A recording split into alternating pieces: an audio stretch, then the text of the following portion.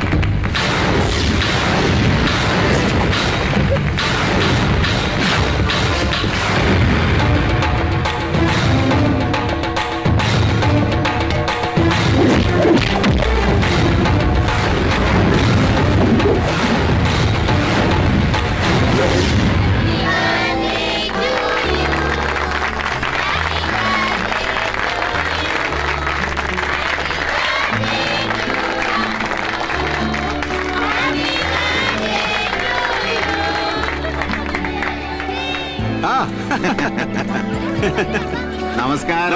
നമസ്കാരം. എന്താ വൈകിയത്? നമ്മുടെ ജില്ലാ സെക്രട്ടറിയും കൂടെ വരുമെന്ന് പറഞ്ഞ് വെയിറ്റ് ചെയ്യുമ്പോൾ അങ്ങനെ ഫോൺ ചെയ്ത് പറയുന്നു ഒരു അർജന്റ് മീറ്റിംഗ് ഉണ്ടെന്ന്. അപ്പൊ വരില്ലേ?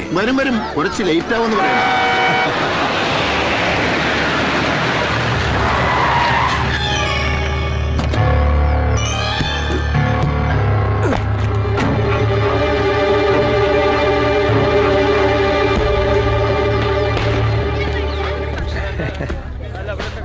ജോസേന്റെ പേരക്കുട്ടിയുടെ പിറന്നാളിന് ഞാനില്ലാതെ എന്താഘോഷം? വിളിക്കാത്ത പാട്ടിൽ നിനക്കെന്താണ് കാര്യം?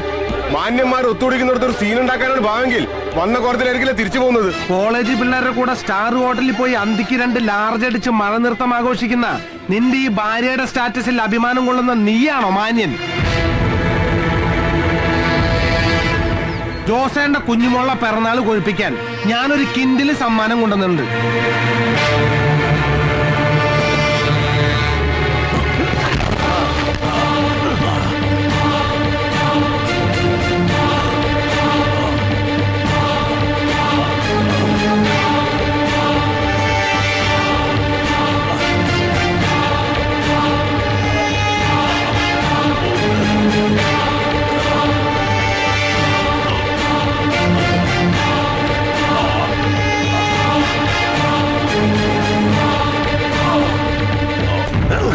കൊടുക്കണ ജോസേനൊരു സമ്മാനം.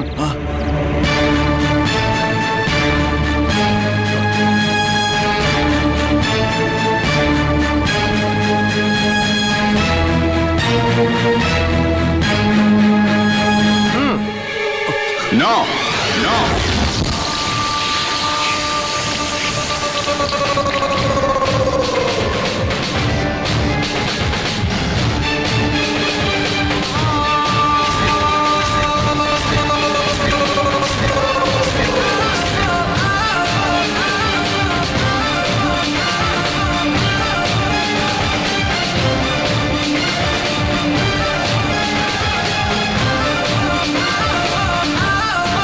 അപ്പന്റെ നേരെ കൈ ഉയർത്താൻ മാത്രം നീ വളർന്നിട്ടില്ലടാ. ഞാൻ ഐസക് ജോൺ, ജോസേട്ടന്റെ മോനാ. ഉശിരുള്ള ആമ്പിള്ളേരുള്ളപ്പോ കളി നേർക്ക് നേരെ, അതാണ് ആണത്വം. ഇത് നിന്നെ പോലെ ജിമ്മി പോയിട്ട് ഇരുമ്പ് പൊക്കിണ്ടാക്കിയ ശരീരമല്ല, കോഴിക്കോട് പാളയം മാർക്കറ്റിൽ അധ്വാനിച്ചുണ്ടാക്കിയ ശരീര. ഇത് വെച്ചൊരു അലക്കാലക്കാണ്ടല്ല, അപ്പനെ കയറി ജോസേട്ടാന്ന് വിളിക്കുന്ന നിന്റെ കളസ അപ്പ കീറും. നാട്ടുമ്പുറത്ത് ഊച്ചാലയോട് സംസാരിക്കുന്ന ഭാഷ നീ എന്നോട് സംസാരിച്ചാലുണ്ടല്ലോ അറിയില്ല നിനക്കെന്നെ. അറിയടാ, നന്നായിട്ടറിയാം. നിന്റെ അപ്പം പഠിക്കാത്ത ബിസിനസ് മാനേജ്മെന്റ് പഠിക്കാൻ ഡൽഹി പോയ നീ ഇന്ന് ലാൻഡ് ചെയ്തപ്പോഴേ ഞാൻ തീരുമാനിച്ചു എന്റെ അടുത്ത ഇര നീയാണെന്ന്. മോനെ ഐസ്പ്രൂട്ടെ, ഞങ്ങളെ പോലുള്ളവരെ മാനേജ് ചെയ്യാൻ നിപ്പ പിടിച്ച മാനേജ്മെന്റ് മാത്രം പോരാ, മേലാൽ ഇത്തരത്തിലുള്ള പോക്കിരുത്തരന്ന് നിന്നാ. സ്മാർട്ട് ആകാം, പക്ഷെ ഓവർ സ്മാർട്ട് ആവരുത്. എന്നെ അപ്പനെ അപമാനിച്ച് നീ രക്ഷപ്പെട്ടു എന്ന് കരുതണ്ട. നിന്റെ അന്ത്യം വരെ നിഴല് പോലെ ഞാനുണ്ടാകും.